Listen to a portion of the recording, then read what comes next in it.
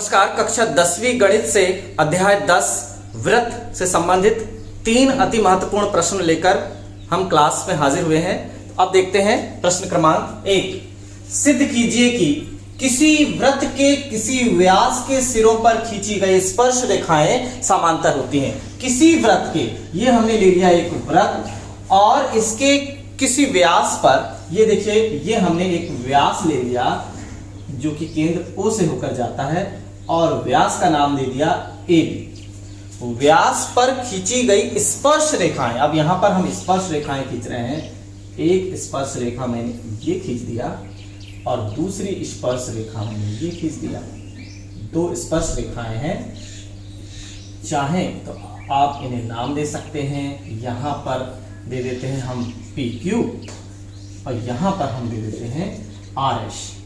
स्पर्श रेखाएं हो गई, नाम भी हो गया। अब हम देखते हैं कि क्या क्या हमें ज्ञात है। सबसे पहले ज्ञात है एक वृत्त जिसका केंद्र, एक वृत्त जिसका केंद्र O है एवं व्यास AB, व्यास कौन है? AB है। ये देखिए इसका केंद्र O और व्यास AB है। व्यास की क्या खासियत है? वह केंद्र से ही होकर जाता है और केंद्र से होकर जाने के कारण यह सबसे बड़ी जीवा कहलाता है। सबसे बड़ी जीवा। व्यास के, और क्या दिया है? व्यास के बिंदु A एवं B पर क्रमशः स्पर्श रेखाएं, कौन कौन सी स्पर्श रेखाएं हैं? स्पर्श रेखाएं PQ एवं RS खींची गई हैं। इतनी बातें हमें ज्ञात है। तो सिद्ध क्या करना है? सिद्ध करना है, सिद्ध करना है व्यास के सिरों पर खींची गई स्पर्श रेखाएं समांतर होती हैं। PQ समांतर RS, हमें यह सिद्ध करना है कि जो स्पर्श रेखाएं व्यास के सिरों पर हमने खींचे हैं वो दोनों समांतर हैं क्या? PQ समांतर RS। अब हम लेते हैं उपपत्ति। उपपत्ति, चलिए यहां पर ये बिंदु A है और बिंदु B है। तो उपपत्ति में हम ये जान रहे हैं कि यहां पर 90 अंश का कोण बनता है। हम जानते हैं। कैसे जानते हैं? यहां पर भी 90 अंश का कोण बनता है। तो नीचे लिखेंगे सबसे पहले, हम जानते हैं कि स्पर्श बिंदु से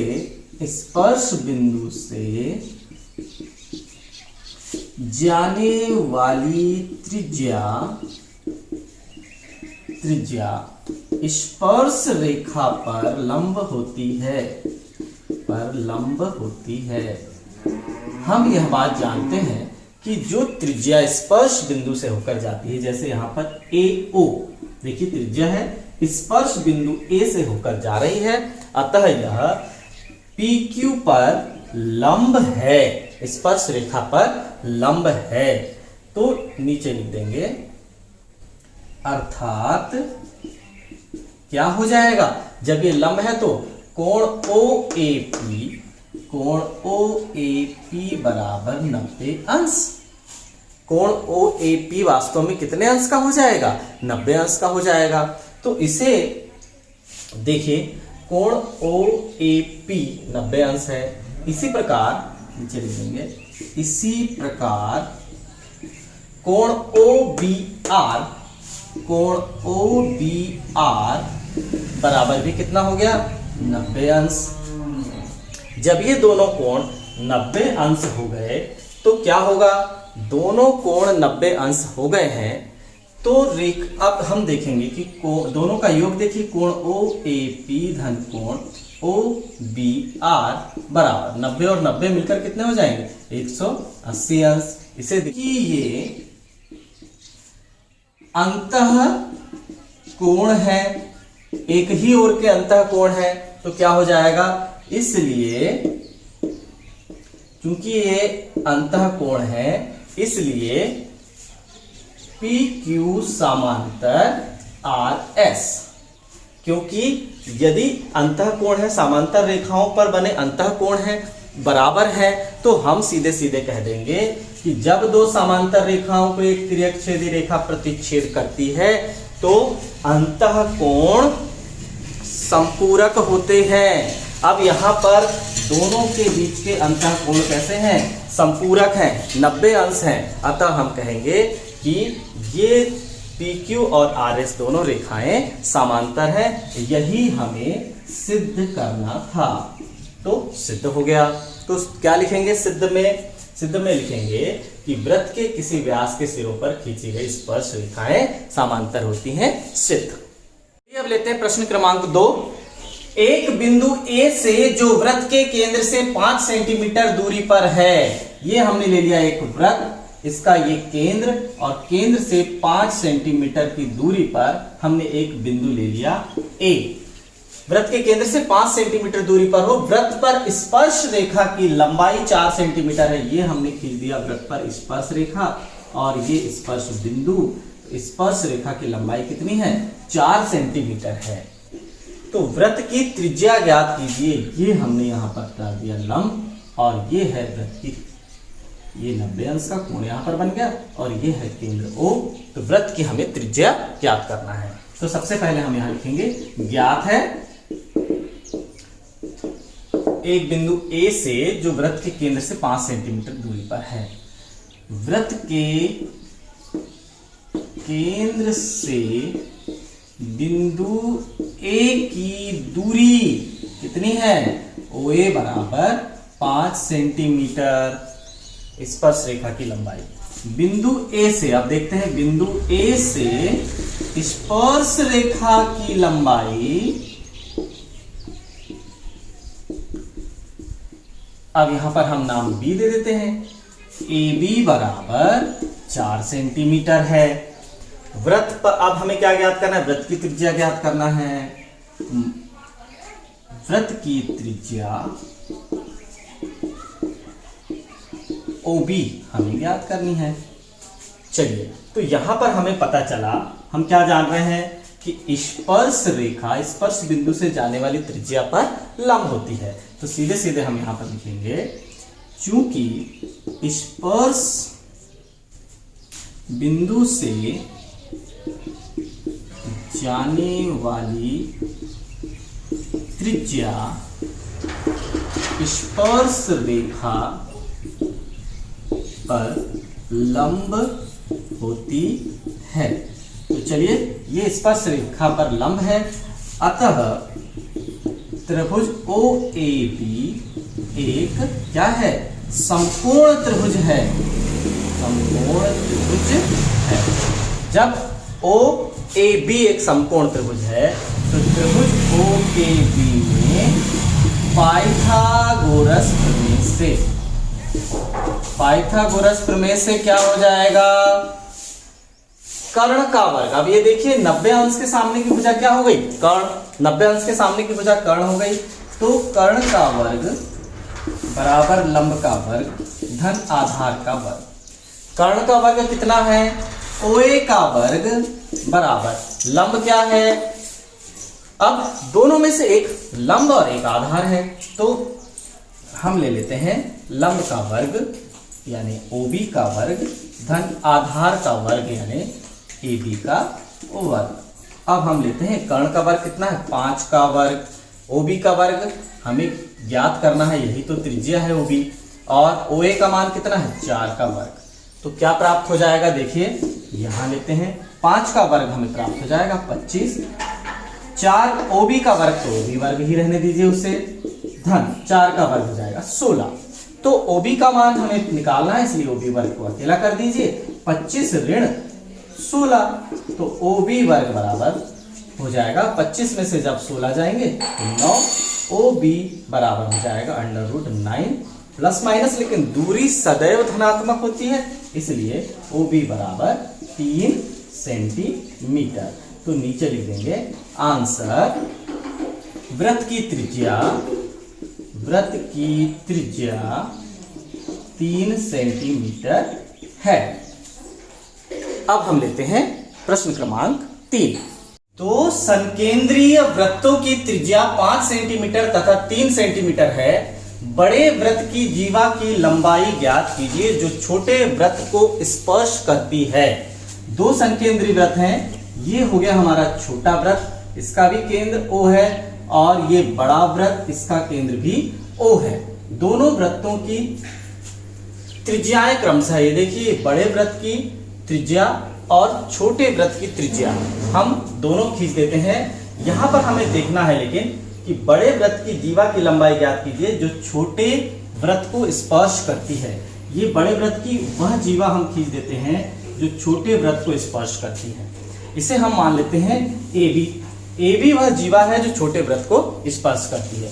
अब ये छोटे वृत्त की त्रिज्या की लंबाई हमें कितनी दी हुई है? 3 सेंटीमीटर दी गई है।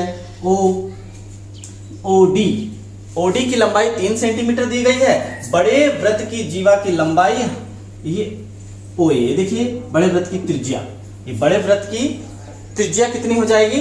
5 सेंटीमीटर ये दी हुई है, तो यहां हम लिख देंगे 5 सेंटीमीटर। तो हमें क्या ज्ञात करना है?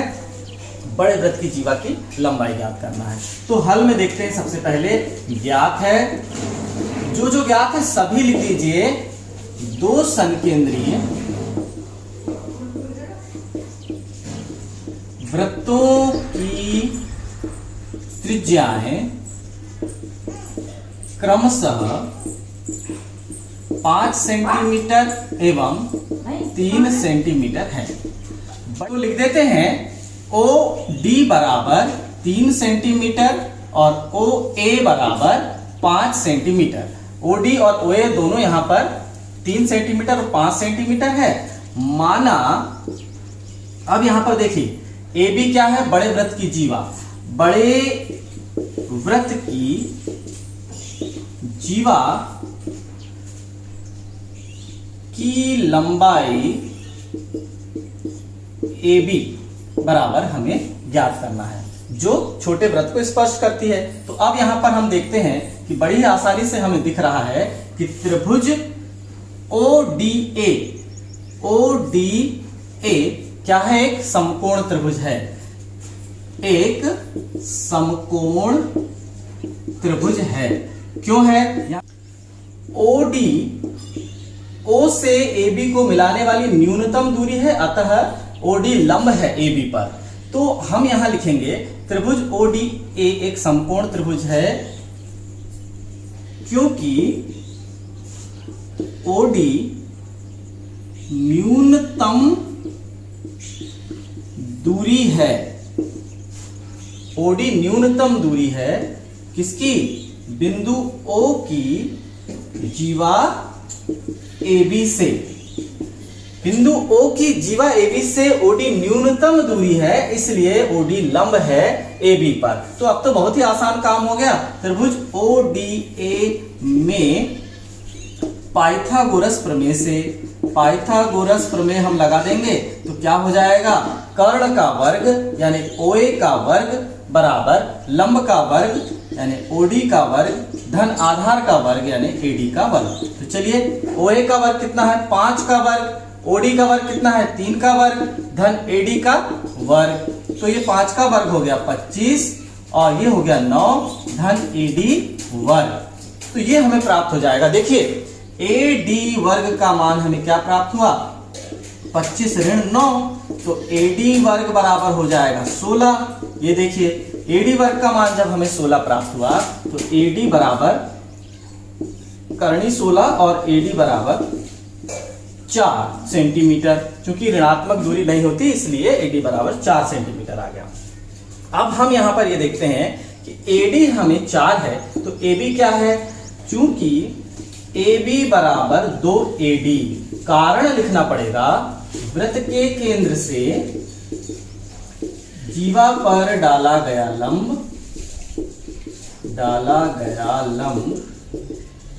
जीवा को समद्विभाजित करता है। हम जानते हैं कि वृत्त के केंद्र से जीवा पर डाला गया लंब जीवा को समद्विभाजित करता है। अब ये जीवा को समद्विभाजित कर रहा है मतलब AD दो भाग मिलकर, देखिए BD और AD दोनों बराबर हैं, तो AD के 2 भाग हमने लिख दिया, तो AB बराबर हो जाएगा 2 गुणा AD का मान कितना है 4, तो AB बराबर 8 सेंटीमीटर। तो सीधे सीधे आंसर आ गया कि बड़े वृत्त की जीवा की लंबाई जो छोटे वृत्त को स्पर्श करती है AB बराबर 8 सेंटीमीटर है। तो लिख देंगे छोटे वृत्त को स्पर्श करने वाली बड़े वृत्त की जीवा की लंबाई AB बराबर 8 सेंटीमीटर है। यहां आज की क्लास समाप्त होती है। धन्यवाद।